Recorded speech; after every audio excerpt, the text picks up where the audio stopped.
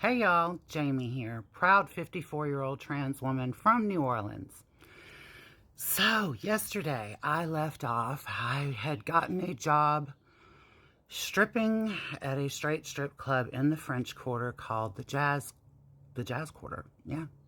And it later on became the My Oh My. So, anyway, I got hired there. J.A. Gambino was the owner. He had a partner named Henry Wan who couldn't really be an owner because he had like a history with prison. So he wasn't allowed to have a liquor license, but J.A. owned it. And I went to work for them there and I was dancing, and there were a couple of older dolls that worked there, and they were kind of infamous in New Orleans. One was named Baby Sister, and the other one was named Barbara King. They were best friends, and they were like thick as thieves with each other, you know? And so they were tending bar there. And they kind of acted like the house mothers of the place. And I'll never forget, Baby Sister, they both took a liking to me. I became very, very close with Barbara King and Baby Sister. And Baby Sister was Armenian.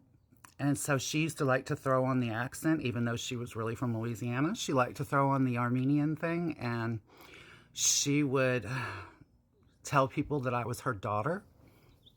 I don't look Armenian in the least, but she would tell people, "Oh, you like my daughter. You like my daughter. You like her very much. She's a virgin. You pay her very well." And she would pull that stunt, right? And she would tell them that I was a virgin and that I was her daughter, and that if they wanted to be with me, she could arrange it, but it would have to be, for the right price, and this, that, and the other. So one night, I sold a bottle with a customer, okay? And there was a private room, where you could take the clients in the back. So me and this man go in the back and we get situated. Baby Sister brings in our bottle of champagne and the bucket and the glasses and the whole 9 yards. And I excused myself to go to the bathroom real quick before we got started, right? So I come back from the bathroom. It's always when I come back from the bathroom that something crazy happens. I open the door to the VIP room, and there's Baby Sister, naked from the waist down, and she's got this man on his knees blowing her. Yeah, she was a pre-op trans lady, and she had him on his knees saying, "Nurse on mama, nurse on mama, that's it, nurse on mama," while she grabbed the back of his head and aired his face out. Anyway, let's suffice it to say that we had some interesting times in that club. So then me and Terry and Tracy all started working there, and we were not the only ones there. There were cis girls that worked there, a couple of cis girls, and the three of us, and Baby Sister and Barbara King. Barbara King was a post-op trans woman, and Baby Sister was pre-op. So Mardi Gras rolls around. Our first Mardi Gras, in New Orleans, stripping. And so we decided to get, Terry and Tracy told me, let's get a hotel room at the Capri on Tulane, and we'll get a hotel room for the three of us, and we'll make money all during Mardi Gras, and we'll have some fun.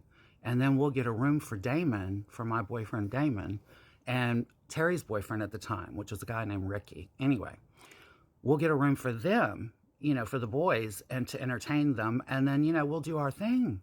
And so that was the big plan. Mardi Gras rolls around. We're doing our thing. Damon was pissed. He was pissed about me being in a separate room and all that, and putting him in a room with Ricky. Anyway, so Damon gets just plowed drunk one night during Mardi Gras. And me and Terry and Tracy were all partying. We were kids. We were having a lot of fun. We were drunk. We were high. We got back to the hotel, and I had like 7 or 8 little stuffed animals on the bed that I was using because Damon had gotten them for me, and you know, I was all, oh, he got them for me. Anyway, they were on the bed, and somebody starts beating on, I was in bed, and somebody starts beating on the door. It's Damon. Drunk, wanting in. Tracy starts taunting him. He's beating on the door, screaming, "Let me in, Jamie, let me in, you bitch, let me in." And Tracy starts singing through the door, "You can keep on knocking, but you can't come in." So the next thing we know, me and Terry are over by, we had walked over by the bathroom because he was beating on the door hard. He kicked in the door. Yeah, he kicked in the hotel room door, and I locked myself in the bathroom with Terry screaming. And Tracy said, "Man, fuck this." And she came into the bathroom and she said, "He's out there ripping the heads off of your stuffed animals and pissing on the bed." So we ran out of the room to go and ran into the office and said, "Call the police. Please call the police." And if y'all want to know what happened next, y'all know the routine. Be here tomorrow, and so will I. I love you all.